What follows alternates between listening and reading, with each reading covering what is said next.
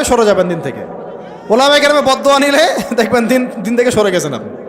বহু মিসাল নজির আমাদের সামনে আছে, ওগুলো নিয়ে আমি কথা বলতে যাচ্ছি না। তো একা একা জীবনযাপন করা যাবে না, জামাতবদ্ধ থাকার চেষ্টা করতে হবে এবং মুহাক্কিক ওলামায়ে কেরামের সোহবতে থাকতে হবে। যারা আল্লাহর জমিনে দিন কায়েমের ফিকির করছেন সেই সব ওলামায়ে কেরামের সাথে থেকে পরামর্শ নিয়ে বাকি জিন্দেগি কাটান ইনশাআল্লাহ তাআলা। এর আগে আমি তো বলি যে বিয়ে শাদী তাড়াতাড়ি করে ফেলেন, রিজিকের ব্যবস্থা তাড়াতাড়ি করে ফেলেন এবং বেশি থেকে বেশি সন্তান নেন।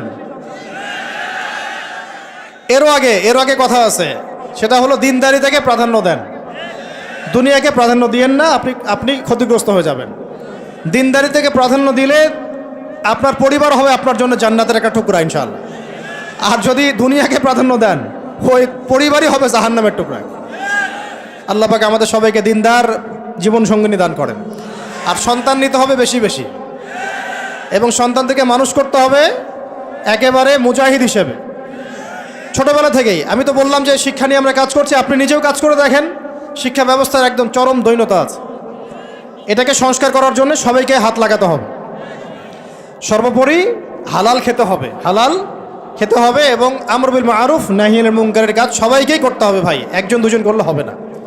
নিয়মিত তাবলীগে সময় দেন, আল্লাহর রাস্তায় সময় লাগান, পড়াশোনা ঠিকমতো করেন, এই অনলাইনের ফিতনা থেকে বেঁচে থাকেন। আর যত রকম যুব সমাজকে নষ্ট করার ফিতনা আছে, যেমন মাদক, পর্নোগ্রাফি, মেয়েদের সাথে ফ্রি মিক্সিং, তারপরে আপনার এই যে টিকটক, এই যা আছে যেগুলো যুবকদেরকে নষ্ট করে, এগুলোর ধার কাছেও যাবেন না আল্লাহর রাস্তায়। ভাই এই জীবনটা একটা জীবন, শোনেন আমার কথা, শেষ করছি, আমি লম্বা করবো না।